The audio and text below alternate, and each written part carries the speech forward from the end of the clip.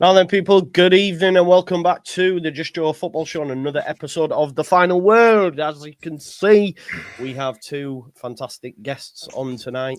Jack, of course, is a regular. Andrea is poorly. Sending our love to Andrea.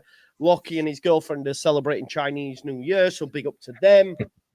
And so Matty's joined us instead. So it's a great trio. I do say so myself tonight. We're here to talk about Burnley versus Leeds United. What we can talk about anyway, because it was quite a drab affair. Maybe we'll have a little chat on some transfers as well. We'll see what we can squeeze out of it. But Jack, I'm going to come to you first, and the reason being is I remember after West Brom, I was quite positive about the result. I was like, let's go stem the bleeding. You know, we didn't really go out to win it, and I was okay with that. I remember you actually, on the flip side, being, well, no, I want us to go and try and bloody win the game of football. I can sort of agree with you with West Brom, but with that Burnley game, I almost felt it was, and I know people won't want to hear it because we only got a point, but I thought the manager got it spot on with his selection. With his seeing out the, I know he could have maybe made some attacking changes in the second half that go and win it, but also on the flip side, we could have easily lost it at that point. So yeah, I'm eager to hear what you've got to say, Jack, on this. I know you were doing a watch along at the time, brother. So we haven't really had a chance to chat after, but talk to me, mate. What was your musing on the game? Not the same as West Brom. Okay. The West Brom one, it got me big style. That I remember. I also think the league's taken shape now. You know, we're significantly further down the season. Early doors, and I just thought, are West Brom going to be competing at for the top two? You know, it was a much different scenario. I would have liked us to. I got a bit bored, I think, a bit complacent in my own, even watching. I was a bit like, you just knew not we're really going to. I mean, Burnley are quite difficult to watch anyway, aren't they? So, and they were good, like, defensively and stuff. We didn't really. I mean, there were no shots, were there? I think Dan James in the last couple of minutes without his first shot on target. It's like wild game of football, really. But I would have liked him to have gone a little bit more for it. I don't know why we didn't really use Firpo. I don't think that would have made much of a difference in terms of like structurally. I know he gets further forward than Byron, but it's not a knock on Byron. Just on that, do you think he would have dealt with Anthony as well as what Byron did? Yeah. Honestly, I don't. Well, no, but I mean, Byron's a better defender, isn't he, than Firpo in fairness. A lot more solid. But I just think Firpo's got enough about him now. It wouldn't have concerned me. I know that was probably the thinking, and like he does just want to get forward, doesn't he, Firpo? But Gruev can sit in a bit more and stuff. We can hold on a little bit more in other areas, can't we? Yeah. But I would have liked us to step on gas a little bit.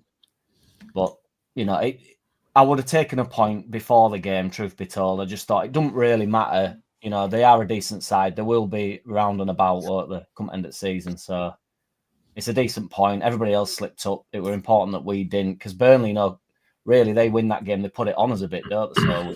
So So nothing like the West Brom one did my head in. This one this one didn't annoy me, to be fair. I just would have liked us to have gone for it a little bit more. 70 minutes. Yeah, I think that's fair enough. I think the manager made some changes. Matty, there was people crying out for like all attacking changes at half time. He did it. He did make some changes. Joseph and Ramazani came on. They didn't really impact the game. Didn't really add anything at the time. I tend to agree with Jack. I also said on the watch, I wouldn't have minded Firpo coming on just to give us something. I actually wanted him to come on the same when Solomon was on the pitch to see if them two could make something work. Obviously, he didn't. He opted to keep Byram on. But this doesn't mean Byram had a bad game as well. I thought Byram was very, very solid again. And was one of, like I say, Anthony's their main threat, which can say a lot of Burnley, and it was dealt with throughout the game. Where do you land on it, Matty? Is it a good point or an opportunity missed for you? It's a brilliant point for me, mate. Draw your away games, win your own games, and you go up, and it's probably the toughest place to go at the minute. I think that's an 8th draw and only 6 wins, but they haven't lost there. We're on a decent run of clean sheets now as well, which I think's been massive for Meslier. Obviously, we know more of a collective than Meslier, where he's got them, but it's got to be a confidence boost, not picking the ball out your net for 3 games in a row. I feel the lads have really dug in. I feel like that's partly the reason as well why I know they are a great attacking side, Burnley, but I still feel like the Meslier situation is probably in Farke's head a little bit, and protect that goal first and then try and get something in that final third if it arrives. It would obviously always going to be a game where you might only get 1 or 2. I mean, I'd probably say we got none. I know we had a shot on target, but there were no massive in there for us. I do feel like the lineup was exactly. I mean, I called it in my preview. I thought he'd go that. I don't like the narrative that's a negative side. It's a little more defensive, yeah, but we know Barham's had assists up that left side. He does get forward. He's not as effective as Firpo because he ain't left-footed, no, but he's still very, very good player, and he hasn't let us down this season or last. On that as well, Matty. Just to further add to your point, everyone who's saying we should have had a penalty, Byram's the one who gets fouled making the run. That's what I mean. Penalty. And they say he don't get that far forward. He's the one behind the defence there. So that's a great call there, mate. Yeah, I had that noted down as well, that he would have won the penalty. Had that been anywhere else on field, he probably gives it as a free kick. So it's one of them. And I mean, Gruev in there, he's probably a couple of sub appearances, ready for a start. I felt like in this game, he definitely wanted one of Ampadu and Gruev in midfield. Had Strout been fit, you probably find Gruev on bench and Ampadu in middle. You can't blame him for that decision to play them two for me, and I just don't like it as a negative.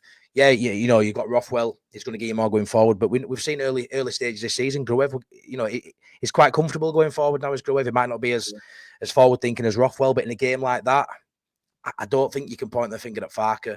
A lot of people saying the final ball were off it, but it's going to be slightly off it because it's got to be pinpoint perfect when you're playing against a side that's so well organised, covering all the gaps. It's got to be neon perfect every single ball into that box for it to find your man. So all in all, it's a great point. I thought it'd be, I tipped 2-0. I was going with my heart rather than my head. I think everyone sort of knew what kind of game it'd be. And to be fair, it might have disappointed some, but it didn't disappoint in scoreline, really. I think 0-0 were probably what everyone probably imagined it would be. And it's a great point for me, mate. The fact that everyone else around us didn't pick up 3 points as well.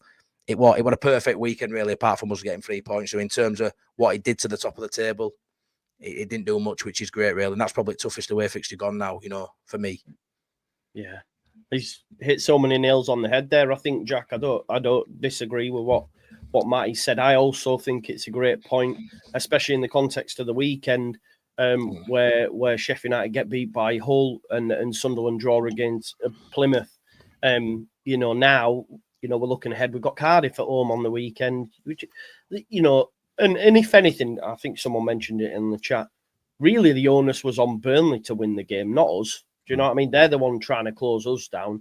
And out of the two sides, although it wasn't expansive at all, we were the more likely. We were the ones that tried to score. I felt, especially in the first half, we had a few moments where, if it just bounces the other way or drops, then we might create something. But Parker said after the game, they did try win against Leeds. And I thought, well, where and what and when did you try do that?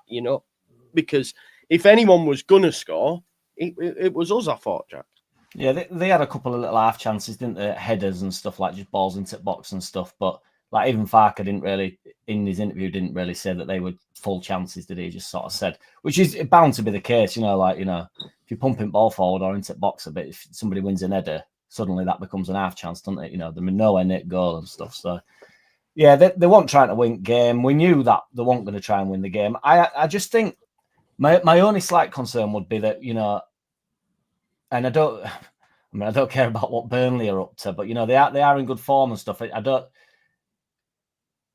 I also don't want to be in a scenario where we're not looking to gain. And it's Burnley's fallen at, although it's a good point, I feel as though the games, we could have done with pulling away. If we'd have played, say, Cardiff, we have to go and win that game. Do you know what I mean? We could have then pulled away, then played Burnley. I think everybody would have a slightly different. I think most people are happy with the point, but I think anybody that's sort of moaning about this negativity that he started Gruev, like Matty says, I don't think that's crazy negative. I don't, and we do this thing a lot where we end up in these scenarios where that was, it was Gruev and Ampadu, and Tanaka's definitely more forward thinking than both of them two. So it's not, he's always going to play one of them. If it was Ampadu, it would be Ampadu holding and Tanaka moving, and nobody'd really say aught about that. Gruev's got this thing on his back now where he's like this unbelievably defensive midfielder, and he does like that side of the game, and he does make it tick and stuff, and he comes really deep into centre back role, doesn't he, a little bit when we're on ball, but that's what he played, right? He genuinely, there was a chance, and I remember saying it. The facts are, if it was Tanaka that played the ball from the halfway line all the way over, pinpoint pass and land on Bogle's foot, everyone would be creaming. But because it's Gruev, they forget that moment and go, all he does is pass sideways and backwards. And it's like, you don't watch him then because that's bullshit, man. Yeah. He's so undervalued and underappreciated. Yes. But he won, was he? This is what I don't understand how it like flips on players. Last year it was like crazy trying to get him in. Yeah, like, everybody was so all over him, like, you know, like I know we had a different middle two then, you know, we didn't have, because now, you know, I don't really care, to be honest, which two play. I think they're all mint. I really do. And I think they all had something really uniquely different. Obviously, Rothwell and Tanaka are the most similar, and then Ampadu and Gruev are the most similar, but they all do very different things. So, you know, I would have liked to have seen Rothwell, to be fair. I don't really know why that Gilavogi guy has to get like just 30, 40 seconds just in every single game. I know you love him, Joe, but I just don't know why he has to come on. You know, like it's, get him on. I know Gruev, obviously. Do we know if Gruev's actually picked up a knock there or whether that was just precautionary? Yeah. I don't know. He just likes to bring Gulavogi on, like you said, doesn't he? He likes to bring him on. But I think it was a precaution, though. I think Gruev might have had like a little knock. I was slightly concerned that he overdid it a bit with Gruev, though. You know, and then when he went down at end, I just thought, you know, that's what I mean. You could have, if you're desperate to get Gilavogi on, you can do 5 or 6 minutes, can't you? Don't need just 30 seconds. You've seen, haven't you, how much Farke really rates Ampadu and Gruev by how quick he's got them back starting. You know what I mean? I know that's their own fitness and their rehab, and that they've come through it really well. But you can see, you know, he really likes them, and they're always going to be that section of fan base. We were quite happy with Tanaka and Rothwell. I know injuries have sort of jigged it around, but it's quite funny how it hasn't taken long for them both to be starting. What I will say is, obviously, a lot of comments about, you know, we should have smashed Burnley. We were bad. You know, sometimes it's not even a case of we were bad. It's just you've got to respect. You know, people don't want to respect Burnley because, you know, a lot of people saying they've shithoused the game, that they play poor, it's anti-football. But that's the way they wanted to play, and that's their style. They aren't a bad side. You know, we shouldn't go to Burnley and slap them up because it's Burnley. They aren't a bad side. They just play. Their tactics are just dull, but it's effective, and it's going to get them close to promotion. And if they don't go up and they keep Parker, buy a couple of players up that top, they'll probably win title next year. Like you set up from the back. You know, Parker's had to sort of look at that side, and you know what he lost all them players before deadline day, rebuild, and he's got the back. You know that defensive side bang on. They're just not that good going forward, so they play at the strengths, which is defensively, and it's going to get them somewhere close. So I don't feel like, you know, just because it's Burnley and they don't play the great football, don't mean they're a bad side. And there is two sides on that pitch, and it ain't all just about Leeds United. So this is where I'm on it. You know, Burnley, their tactics are dull. Would I want to watch that every week? No. Were we the most likely to win? Yes. But it's one of them games. We just, you know, that's 2 games against them now, to be fair. We haven't scored a goal. Not many sides will do that to us. And yes, if any side in this league could put 2 or 3 past Burnley, it's probably us. But you'd probably they need to drop their level a little bit to give those chances. And while ever they're fully switched on, and the guarding their goal like a badge of honour at minute, that's their main thing. Every game they're going for that clean sheet. And you can see that in them. And fair play to them. Fair play to them. But I just want to get that point across. These 2 teams on that pitch. It's not just all about Leeds United. We've got to give them some credit, as much as we don't want to, because that's not what we want to watch as a football fan. That's their tactics, and that's what they did. Farke don't care either. That's why I love him. He's just he's big picture, isn't he, Farke? He does not. He will take a little bit of stick for the grand of good or whatever. He'll have loved that chess match yesterday, Jack. He'll have loved that. He'll have loved that, like trying to battle Parker for possession and trying to, you know, it wasn't a free flowing end to end game. It was very nip and tuck, and he'll quite enjoyed that. Will Farke? I'm sure of it. I think it's quite interesting after the fact, like Lockie enjoyed it. I know a friend of mine, Danny, enjoyed it. Jer enjoyed it. People that look at maybe things in a different viewpoint might do it. I actually enjoyed it. I can't lie to you. I didn't mind it. I thought it had jeopardy. It was one of them, someone's going to make a mistake and that's going to pay 1-0 either way and all that sort of stuff. You know, so we need to get into it. I am going to look. There is a lot of comments focusing on certain individuals, certain moments. So let's chat about it. Let's have some difficult conversations. So I can see them. This one, first of all, I want to talk about Piroe, because there has been a compilation during the rounds. I didn't even bother watching it. Someone sent it me. I think it's fucking stupid, if you ask me. If you're doing a compilation of our best or highest scorer, it's fucking mental. And the people that are doing these compilations, if you want the facts of it, are Joseph fanboys, right? These are facts. Yeah. They are tacticos that need to stick to watching La Liga football, yeah? Stick to La Liga, stop watching Leeds United, because that's your wheelhouse. and genuinely, the people that wanted certain changes, right? What I will say to you, they'll talk about the other changes that were made, i.e. Firpo, i.e. Rothwell. But let's talk about the two changes that were made of the players you wanted to see on the pitch, because I can read you like a fucking book. And it's Ramazani and Joseph. Now also ask yourself, what did they do? What did they do? And do not come at me and say, oh, well, they were only given 10 minutes, because that's bullshit. Because we've already seen the other week, all Ramazani needs is 10 minutes. Because he got a fucking goal and an assist. Time is not the issue. It was a difficult game. And they struggled to... And I'm not coming for them. But to be doing a compilation, Joseph, first thing, poor touch. Bounced off him. 100% it bounced off him. Go watch. Go watch back. But nothing will get said. It's all about like, oh, well, if Piroe would, it's him. I think it's unfair. And the fact that the fan base are doing a compilation of our own player, a player that is our top scorer, for me, I think it's wild. I think it's wild.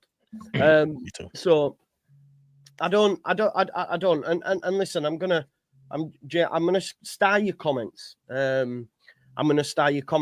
See, Damar, but this is the point. So why aren't you saying that for Piroe? Why aren't you saying that for Piroe? You're not, are you? You're just saying, oh, you're being unfair on Ramazani and Joseph. Well, why aren't you saying this for Piroe? That it was difficult for him to get in the game, instead of pumping up compilations and putting him out on Twitter saying he's worse than sliced bread. It's mental. It's mental. Boys, sorry I went on a bit of a rant there, but have you got any thoughts on the Piroe performance yesterday? Just on him. You don't have to respond to anything I've just said, but just, if you want to say anything on Piroe.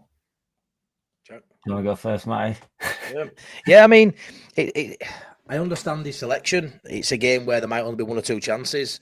So you want Piroe in that box to take it. Because for me, if chances are at a premium, Joseph hasn't proven he can put them away. So I understand the decision to play Piroe. I do feel like, we've had a few games now where he hasn't looked brilliant, but we've had some games there where it's hard for him to get into the game, and he does put. I don't like this narrative that he don't run as much as Joseph. But he does try. He ain't as lazy as people make out. He does make it like drops.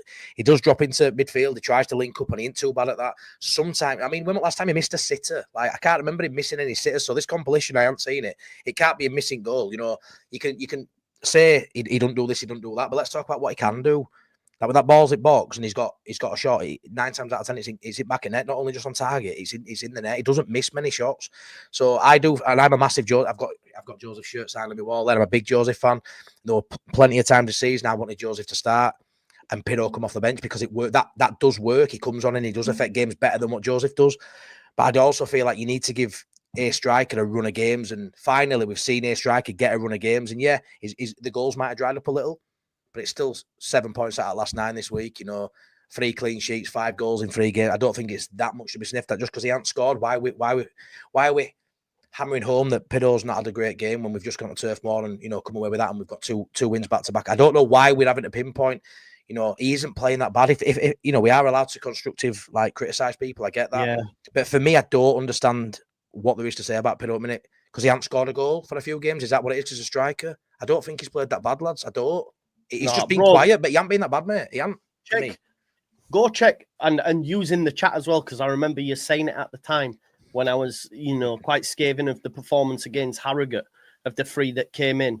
All the excuses you gave for him. Why aren't we getting them the same for Piroe? It's bullshit, man, at this point. It's bullshit. It's just genders because you want Piroe out and Joseph in. That's my belief. Yeah.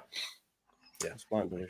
The compilation's crazy. I did watch it, to be fair, and obviously it looks absolutely heinous. What's on it? Like it a bad touch and stuff? It's just that, yeah, he's a bit of a. It can be really clunky, can't he? Yeah, he's a bit, and he's a bit like it's all a bit boxy and stuff, you know. And he's, you know, like the one that stuck out at me. But some stuff you just got to get over a little bit as well. I mean, like, you know, there's the one where, you know, he's trying to be a cushioned header and it just goes up in air, doesn't it? And it's all like. It's like dumb stuff. I understand, you know, it's relatively frustrating, but it's not as though you bring Joseph on and then suddenly ball just sticks up top. No. That's not what happens. They're both at it. So you have to look at what, you know, to be honest, I didn't really notice. If people are still noticing that, they're watching him too hard because I mean, maybe that's a fault of my own, but I've sort of gone into a lull of like, well, it's not unusual for Piroe to have a bit of a, you know, big touch, is it? I mean, he got away with a few round edge at box where he was taking a big touch and the defender didn't want to come near him because he was surprised he took an heavy touch. But it's just, he's also got some nice little touches that nobody chops up. He's had some lovely stuff on edge at box where it's just like, it's either with Piroe, it's either like a really deft touch where he takes all sting out of it and it's like laid on a plate for somebody, or it's up above his head. So, you know, but again, he does play for Leeds United in the Championship. He is the top goal scorer. If he had the build-up, I think he's got a little bit of the build-up play. I just think it's his hold-up play he doesn't have. And I don't think he's that slow. I say this every time, but he just doesn't look fast. And he's not the slowest man in the world. He's just not fast. Yeah. Joseph looks rapid, doesn't he? And he definitely is faster. But, you know, how much pace are we requiring for a man to stand up top? Because it's not like, you know, nobody's charging in behind. We're dominating games, pushing teams back. We just need somebody intelligent to be moving around. Yeah. We don't need, you know, it's not like we're pumping. Play with our wingers, mate. They're rapid, so, you know. Yeah. I agree. And they are fast, but we don't, you know, I mean, Dan James hurts people just because of how he plays and like he will just set off when Bogue's on ball and stuff, whereas Solomon's fast, but he'll come in and obviously when Firpo gets back, Firpo more on overlap and stuff. So they can be rapid and not even use the pace. Joseph's definitely faster, but my point is on that. You're not noticing how much faster Joseph is because it's not the role they're asked to do. No, really, Piroe would be better off staying out of it all like Haaland does, just getting right out of the way, just standing behind two centre-backs and just waiting for the ball to come in. And then nobody would have all to say to him, really. Just say, well, he didn't touch the ball, did he? Because nobody says that when Man City play and Haaland don't touch the ball. Nobody goes, he's not touch ball. It's like, well, he's not meant to. Do you know what I mean? He's meant to touch it in box, you know. But he does offer more than that. So he's not better than Haaland. You know, let's not get it twisted. I mean, to be fair as well, I'm just looking like everyone who wants to be overly critical. Let's not forget that I've just chalked up the numbers in the last 3.5 seasons. He scored 64 goals. Do you know what I mean? He knows where the fucking net is. Yeah. He's been the top scorer, obviously, for Swansea and Swansea for 2 seasons. Came to Leeds. He got 13 last season in the league. He's got 10 already this season. He's got more assists this season than he did last. We can all see he's improved in the role that he's asked as well to the player that we had last season. And he'll get another 10 as well, though, Joe. Yeah, man, exactly. He'll get 10 more. 17 more games left. You know what I mean?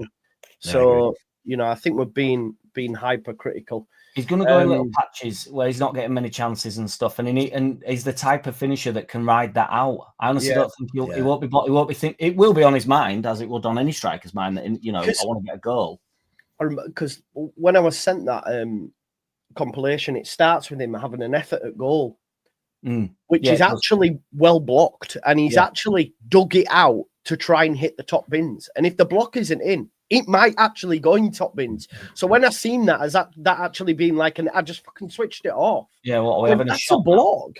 He's like on the edge and he's tried to dig it out because he's seen Trafford, etc. He's thinking if I dig it, it might go in top bins. He's got the foresight he's not just lashed it like some of our players do. He's very intelligent with how he strikes, how he creates his angles when he's in the box to make sure. It's just it's crazy. Another player that's getting battered as well is Brendan Aaronson again on the other end of it. I didn't think he were bad yesterday. I don't think anyone was bad. This is the thing. I just think it's the manager's terrible, and let's blame the same players all the time, you know. So is it because we didn't score, so all attacking players played bad? Because I mean, Solomon weren't on fire yesterday either. But is that because of Burnley though? I think now he's getting doubled up on every week. And 100% he is. Yeah, we're gonna have to find a way around that, and if that is by bringing in Firpo, I think that will help massively because he overlaps and gives him an extra option. But yeah, we saw the same with Somerville in the second half of the season, and Solomon's that kind of player, isn't he? So he's going to have to find a way around that. But I back him to be honest, mate.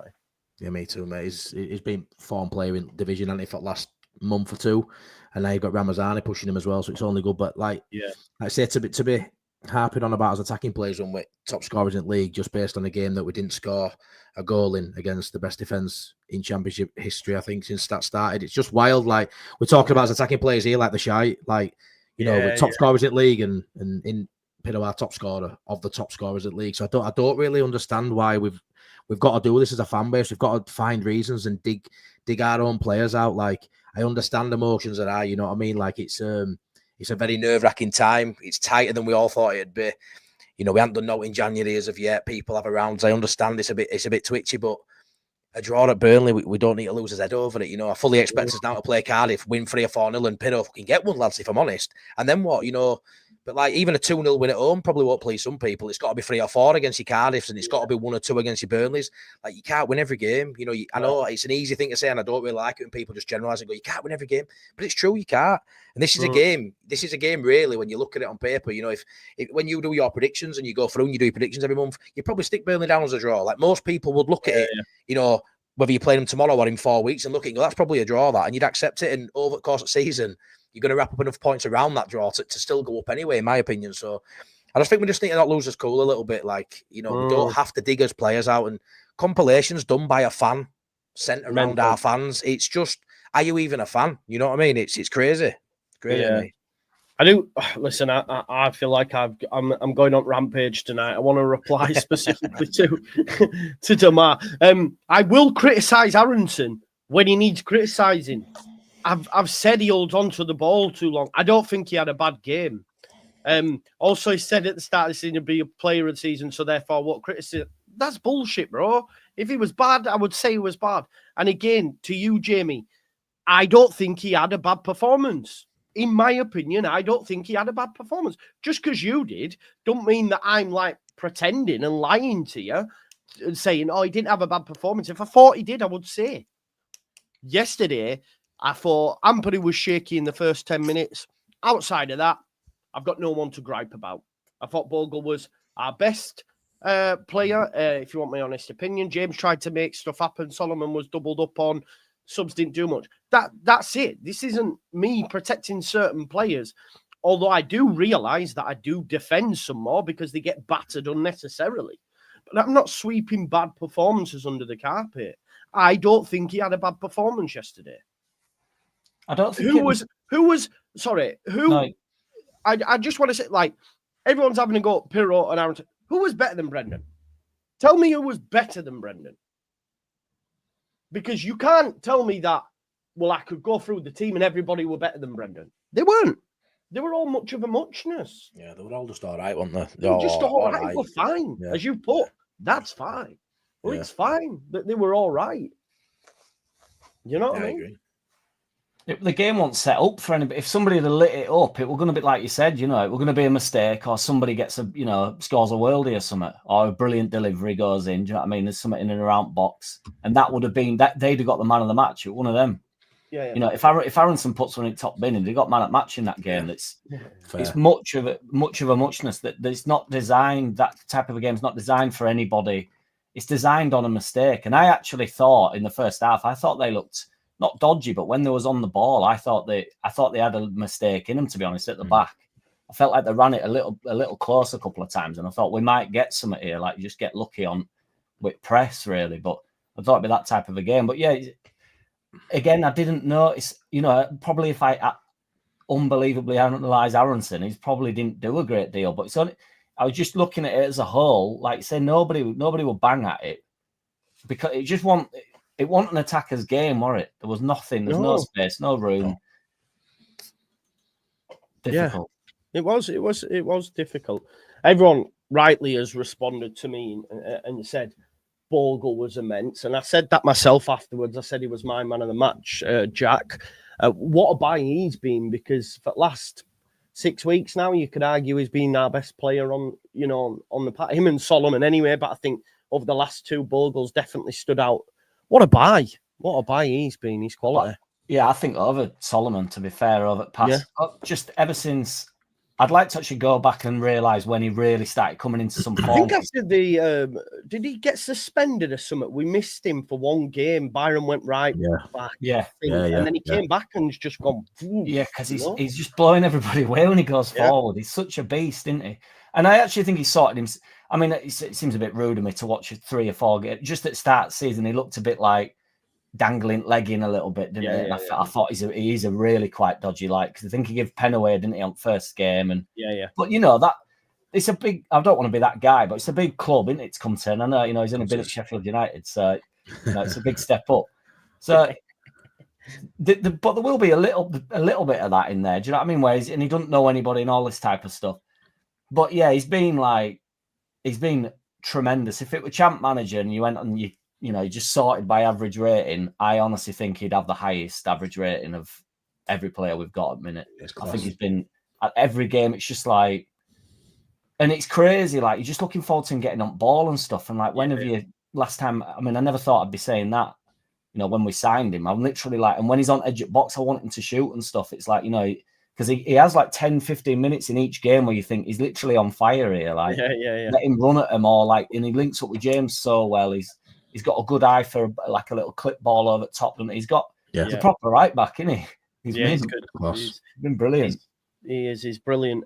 Jamie says, look, we're going to end up in a situation where I not really want to respond to that point, but this whole thing of burnout, I noticed you've used it over the past 24 hours a few times, Jamie.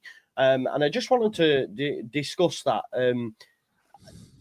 I think it's way wide of the mark, because some subs weren't used yesterday, he's rotated a lot this season. I think everyone's getting ample opportunity. I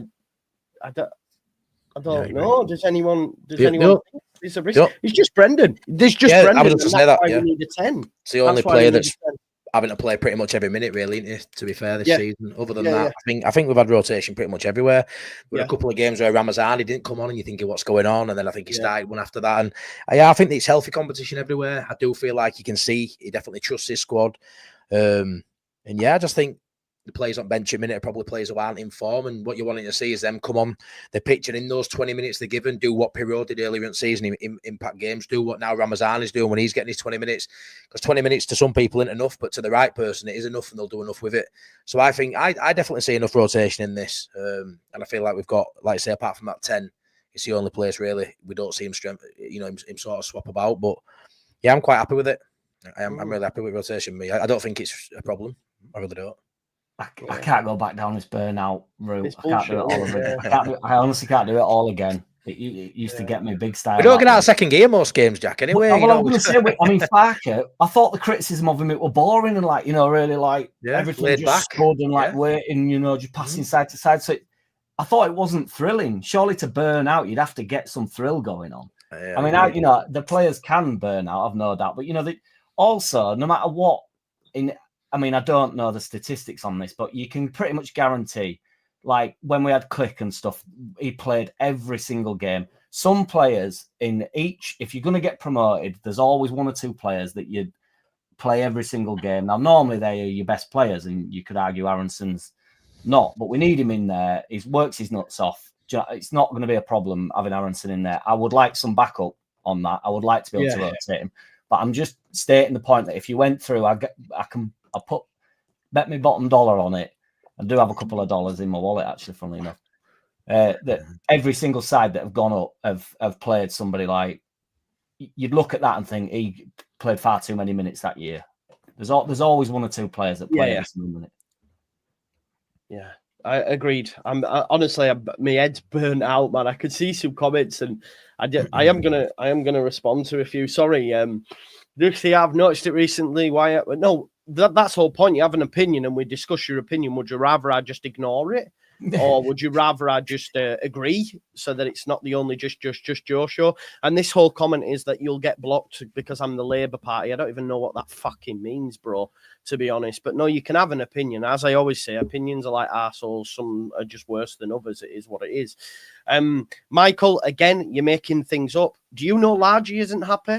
Do you know that? Have you spoke to him? Schmidt's obviously not of the required level up to this point. We have Bogle, we have Byron, we have Firpo, we have Schmidt. Also on the Rothwell is the fall guy. It's one game. I can guarantee you Rothwell starts on Saturday against Cardiff. Of course he will.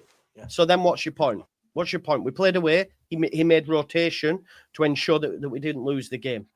No one's saying that. We've also been very critical of Farker at times. Gabajan, you have some of the worst footballing opinions I've ever seen. So, yes, at times I do shout at you. I do apologise. Sorry if you don't like it, you can go elsewhere. And Yorkshireman, this is bullshit as well, because as Ramazani's shown you in 10 minutes, you don't need 30 minutes. You don't need 45 minutes to impact a football game. You just don't. It's bullshit. Sorry. Just on the Ramazani thing, I think he will be unhappy that he's not getting enough minutes or not getting the minutes that he wants. He should be unhappy that he's not getting the minutes he wants. But there's a difference. The statement, the comment was suggesting there's some unrest occurring. Do you know what I mean? Does Ramazani, and footballers will be so selfish, no doubt. But does Ramazani go to bed thinking that something's wrong, the reason why he's not getting minutes? Do you know what I mean? He's got injured. He got his chance. He took his chance. He were excellent. Farker kept him in the side and then he got injured. You have to then repeat the process, don't you? He keeps having to come on and show his worth, wait for one of the other lads to drop off, and then you take your chance again. That's the game. He's not daft, is he, Jack? He'll be looking at Solomon himself thinking, well, he can't drop him. Currently on form. Ramazani's not, he'll know. He plays them every day, Matt. They're in training. They know how good each other are, don't they? You're not getting angry at. He's not going to get angry at Solomon, who is a proper footballer. You'd be like, it actually. I'm sure he's got loads of respect for him. I'm sure he likes. But if you're going to be the leaders of the league, you're going to have some times out of the side where the other players are just in form, and you just got to get on with it. And to be fair to Nonto, he's been pushed right down pecking order, and he just gets on with it. Yeah. I do, and he comes on and he puts it, and I always think they all give 100%. If they come on and they start shirking it and start throwing it off a bit, and you think they're trying to kick a stink out, I also Farker's not soft; he won't have it. Yeah, I agree. Yeah, and yeah, it's mad. It's some madness. There's some madness out there. He's done, and this is what. Do you know what's frustrating for me? And that's why I've come ready for fucking battle tonight. This is all because no one would be having these conversations if we won 1-0. No. This is the point. It's like we're waiting because people don't rate the manager. People don't rate the manager. Their players are not getting played. I just care about Leeds United. You know what I mean? I just want to see Leeds United win. So yeah, these certain players that should be getting played over others, according to some. And whenever we drop a point, it's right. Okay, the manager's terrible and he should be doing X, Y, Z. That's the way I see it. So I'm honestly, and I put a tweet out this morning. I don't get why people are negative or come in with a negative spin on what was for me a very good point away from home. And I did a poll before the game started, which had 1,200 votes on it, and 75% of people said that a draw was a good point. A draw was a good result for Leeds. Yet when we get it, the majority of the chat tonight seems annoyed. Well, retrospectively, because it was a relatively boring game, wasn't it? A bit of a drab game where you felt like somebody could maybe take a bit of impetus. So then it suddenly becomes like, well, no. And then, like Matty was saying, that it's not what Burnley were doing. It's like, well, that is what Burnley do, isn't it? They subdue you, and you can't really get going. So that's what happens when you play Burnley. I mean, the beat us at the start of the season. I know it was just due to a slip, really, but we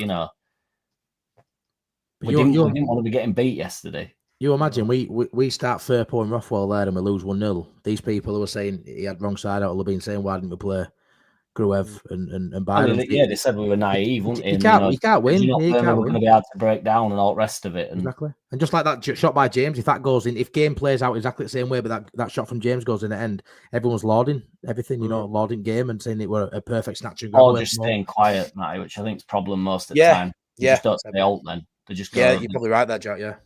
I love that from Glenn. I don't rate the manager, whereas you literally can't get your head out of his ass. That's fair. That's fair. Glenn, no, though. Seriously, are we that bad when you consider he's top at league? Like, what more can you do other than be number one? You can just have a bigger gap, but he's number one. I don't understand why his head's up his ass by saying we like him because he's got us top at league and he'll take us up this year for me. So I don't. Yeah. What is I'm allowed to like him, unfortunately. Yeah, you are, yeah. I am allowed to like him. How dare you, Jack? It's totally fine for me to like him, even if we're fourth in league and I think he's doing an half decent job. If I am allowed to think that. We've had plenty of managers that couldn't even lace his boots. So, let's have it right. I like and love our lass, but she fucking annoys me from time to time. Do you know what I mean? Like, this shit happens in life, man. There's nobody out there, my brother, my mum, there's nobody out there who's perfect who never annoys me. Like, when when you like someone, when you're passionate about someone, you're going to like him, you're going to want best for him. They're also going to piss you off from time. Bielsa did with Tyler Roberts. He used to look at that lineup and go, what? Yeah. But it is what it is. He's still the best man for the job. Like, so, we are allowed to like him, and I think there's a lot more reasons why we should like him than dislike him, in my opinion. And he won't be judged on yesterday; he'll be judged on end of season, won't he? And we've all. Well, I don't know whether you said this, Matty, but I know Joe has. Like, he goes if we don't go up, he's gone. Yeah, I agree. I will, and I agree with that.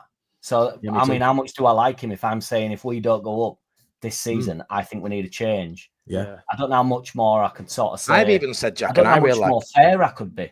I've even said if we went up but dropped into playoffs and somehow got through playoffs, I still wouldn't be too sure about keeping him next year because for me that'd be some drop off. Do you know what I mean? I'm even that much with it, but I love him, and I hope I think we finished top two. But like I've even said, if we went up via playoffs now, I'd be having a serious look at it because something's clearly gone wrong from now till then. Do you know what I mean? But I agree with what you're saying there, Jack, 100%. Boys, where do you stand after that result then? Because I'm, my confidence waned at the start of January because I was really, really worried about a lack of business. I've relaxed since then, I can't lie. And after seeing the last few games, after seeing a 3-point gap over third, now 2 points on Sheffield United, I'm so confident. Again, there seems to be this notion in the chat, and I don't know because I've not had a look, folks, and we'll do a video on it over the coming days about February's run. But, and Yorkshireman's just putting up their upcoming fixtures are tough. There are no tough fixtures. As mad as this sounds, I do not fear any team in this division. I don't at all.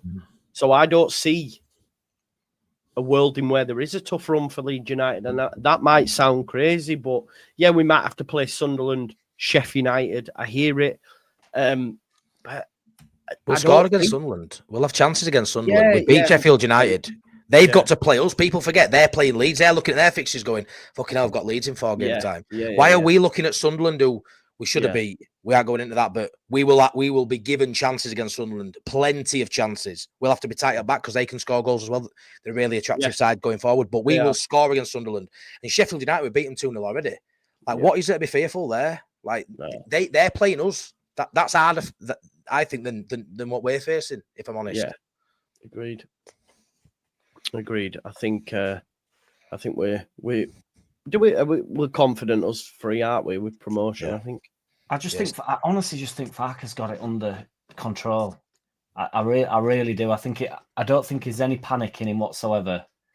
I think he probably knows. I know last year was a bit of an anomaly, but it always reminds me when Bielsa said to Orta or whatever he said when he says, I know what went wrong. And I honestly think Farke, can you imagine the amount of analysis and everything that they've gone into? And he'll have known. I just feel like it's calmer. I feel like the whole side's calmer, even though the fan base is probably less calm than it was last year. I feel like I still feel like we're cruising, and we're 29 games in. I feel like we're cruising. I feel like I still think we'll do a mint run, but we've only got 17 games to go. So it's like, we are 13 games unbeaten now, I swear. Yeah, I know, but Joe, I mean, like, we're still win. Yeah, of course. I just mean, when we had that, and we were just like, we are unreal. It was like, I don't know. I don't feel like we're in that level of comfort yet within the side. But I don't know whether he's maybe switched it up a little bit. I don't know. I don't know the intricacies tactically enough, to be fair. But, you know, we just seem to be just in total cruise control and just managing every little problem that we have. You know, we lose a game or whatever, and then we think something's going to go tits up, and then we look 6 games later and we go, "Oh, this is all right." This again, and it always seems to just. I just think we're cruising, and I don't mean that in a bad way. What are we worried about? You know, like I know Leeds throwing it away, the Leeds tag and all that, but like we've just seen Sheffield United get slapped up 3-0 at home to Hull. We're saying how bad Burnley are as a side, so what we're fucking worried about them for? Or at least Sunderland, who can't keep a clean sheet to save their life. So what are we actually worried about? Are we expecting Leeds to lose next 17 games? What are we bothered about? All Leeds fans will say, got slapped up by Hull, you know, they're shy. What are we worried about? Yeah, exactly. I agree, mate. I'm not concerned. I think it would take the almightiest of course it would. Dropping the ball for Leeds United to not go up. And look, we'll move it on slightly just for the last 15 minutes to talk about transfers, folks, because Leeds United, it's still pretty quiet. There was some this whole Matt Target thing came out today. I think it's a load of codswallop why we would go after him. He's on 100 grand a week, fucking left back. We don't need it. But we definitely need a 10. You know, those that are mentioning burnout, what I will say to them is Aaronson is at risk of that 100% because he's playing every single minute. At the end of the day, in the last 3 games, he's played all of them. The only rest he's had, he didn't feature against Harrogate, did it? Yeah, I think we definitely need a 10. I think probably the 9's probably the third. It's a nice to have if you like, but we could do with a 7. Just to let's get Ampadu back in midfield as well. I think that's probably the best thing for us, especially in the running with these perceived away games that people have mentioned, Coventry, Watford, Sheffield United, etc. It'd be great to have Ampadu back in midfield for them. But what do we think on the transfer front, Jack? It's Tuesday the 28th. It closes next Monday. Are we confident? Are we confident he brings some in?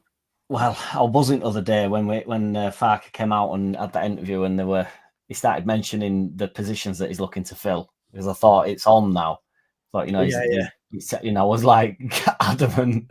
But obviously now, Tuesday, obviously off into Wednesday, it's like, I don't know.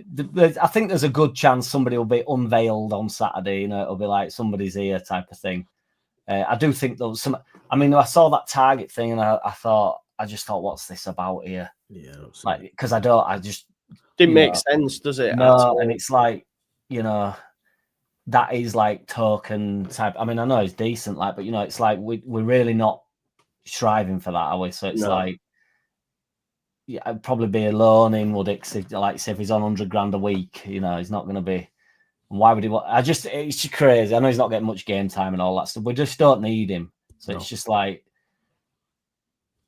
I don't know. I didn't like that one. That put a little bit more doubt in my mind. But we don't need it, man. I don't get it. He's played 3 games in 3 seasons. He's on 100 grand a week. We've got Firpo, we've got Byron, we've got Schmidt. Like, I agree with Jamie. As mad as it sounds, I'd still play Byron.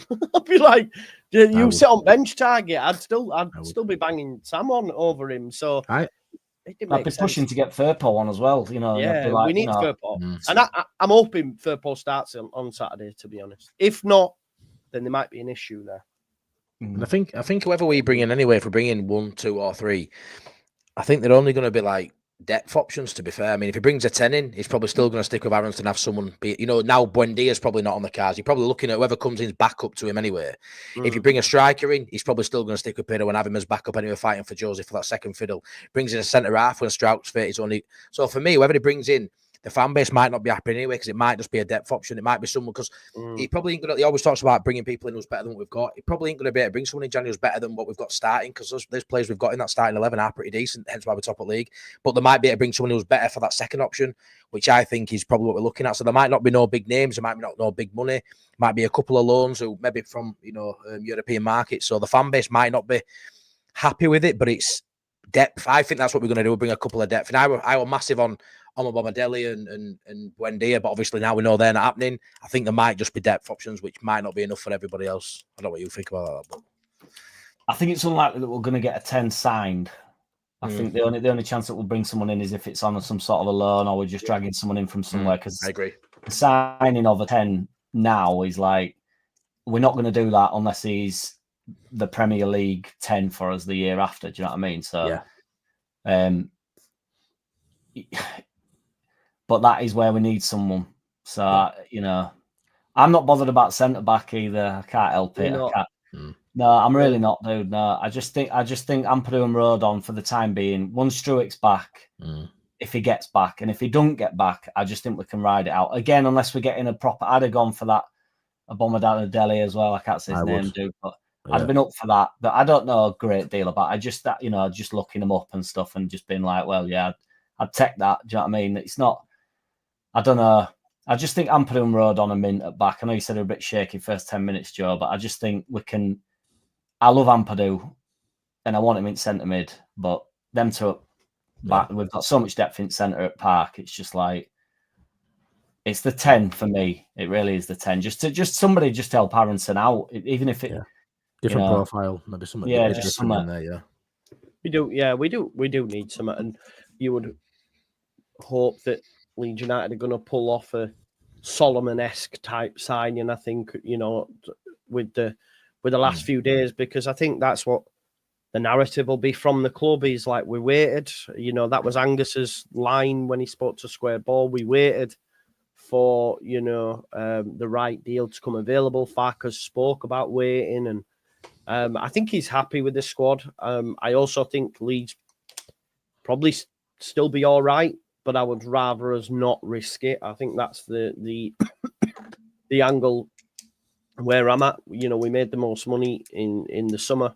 Let's spend some of that to get it over the line. I'm actually confident we'll get 1, 2 would be great, and then 3 is absolutely amazing. And I don't think it'll be more than that because the managers mentioned them 3, and he did say after the game, didn't he, to Barron Cross, I've not checked my phone for 6 hours, but maybe I can give you something on Thursday. Well, next press conference, which of course is Thursday. So, maybe there's something waiting in the wings. We'll have to wait and see.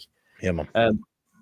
Back to winning ways. I think on Saturday against Cardiff as well, and then we move, don't we? I don't know if it's is it a 3-game week again next week after Cardiff? Let's have a look. Is it Coventry midweek? Is it after that? Yeah.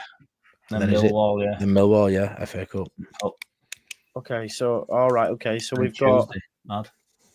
Why have I got? So do we play Cardiff this Saturday? Yeah. Cardiff Saturday, then Coventry midweek, I think, and then Coventry Wednesday, Millwall Saturday, Watford Tuesday. Oof. That's that's a pretty big boy, isn't it? That and we get a 6-day break. Plenty of change for that Millwall game, though, won't there, in between? Oh yeah, it's just plenty of change for that. Yeah, big load, isn't it? That? It is, mate. It bloody is, yeah.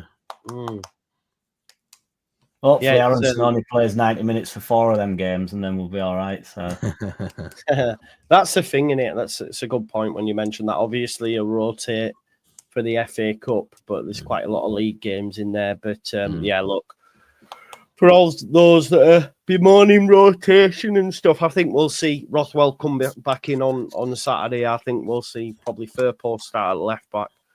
And then it might be as you were, but I'm totally fine with that. Folks, anything more you want to add? Jack, are you live after? No, just on a Thursday, Joe. Oh, it's Thursday. Sorry, this is. I am, mate. You are right. Yeah, you're live with Joe at 10 o'clock, I believe. I've got Joe on at 10, and then I've got the Burley Banksy on tomorrow at 9, which I think is quite a cool guest to have on. So I'm buzzing for that as well. But yeah, a couple of decent streams, mate. Yeah, nice. So, folks, straight after this, you can go straight on over to Imagine Not Being Leeds YouTube channel. And you can listen to the musings of Matty and, of course, the amazing Joe, the voice of reason, Joe. So make sure you go on over and check that. And I think that's it from me in terms of what's on the horizon tomorrow. We don't have anything planned, so obviously we'll do We'll do some transfer chat tomorrow at some point, if indeed there is anything to talk about. There might not be. So we'll have to wait and see, won't we? But we're hoping there will be, because we're getting closer now, aren't we? What will it be? 5 days, I think. 5 days from tomorrow. So, and you're not going to expect business done on the weekend, are you, lads? You know, with the game and stuff. So, if we're going to bring someone in, it has to. Next couple of days, really, Joe. Yeah, it has to be. It has to pick up. It really does have to pick up. I went and bought some more snoring relief as well, lads. So I'm looking forward to a good sleep tonight. The woman in the shop said to me, "These are better than the nose strips. These go in your mouth on top of your palate." So I'll see you up there. So I'll see how they go. I'm worried I'm going to choke on it, mate. That's what I know. Me too. Awful, don't like that. Yeah. Or if I didn't use them, I'd be waking up thinking I've swallowed it and it's not in the. It's like you didn't put one in, you donkey. Yeah. Place a single Snorri's oral strip onto the. Yeah, well, the woman said, "Oh, it says allowed to dissolve, so it must just dissolve then." Right. I don't know how that's supposed to hurt, but she did say her husband sounds like a walrus, so it'll help. Yeah. The kids were with me as well, and my kids like go mental with me because they can hear it next door and that in the bedroom. I'm like, "Dad, man," I'm like, it's brutal, man. But yeah, listen, folks, smash a like on the video, subscribe to the channel if you haven't already, get your comments in, hit the notification bell. Sorry, Sean, man, honestly, bro, if I talk shit, mate, I don't know what you talk, my man. Honestly, that's funny. When I said earlier on that I can't remember who it was as the worst Gabagen, that was it. You're actually worse than Gabagen. You have the worst. You have the worst footballing opinions known to fucking the whole of Tipperary and back again. But yes, big up to you, Sean Ely. I love you. Damar says Sean talks sense. Talks about as much sense as you, Damar, and that's saying something, bro. Honestly, one time I'm going to set up a fucking stream and just put like Damar, Sean Ely, Gabagen, and Yorkshireman and just sit in background and let them talk and see what kind of shit we come up with. You can imagine it. Why don't we play 6 up front? I'm only joking, lads. This channel wouldn't be here if it weren't for you, folks. So don't forget that. Yeah, listen, go check out Jack City, City of Leeds fans, and Jack City Music, please. And of course, imagine not being Leeds in just 2 minutes' time, where we'll be joined by Joe. And thanks as always for tuning into the channel, and we'll see you all tomorrow. Peace out, folks. Bye bye.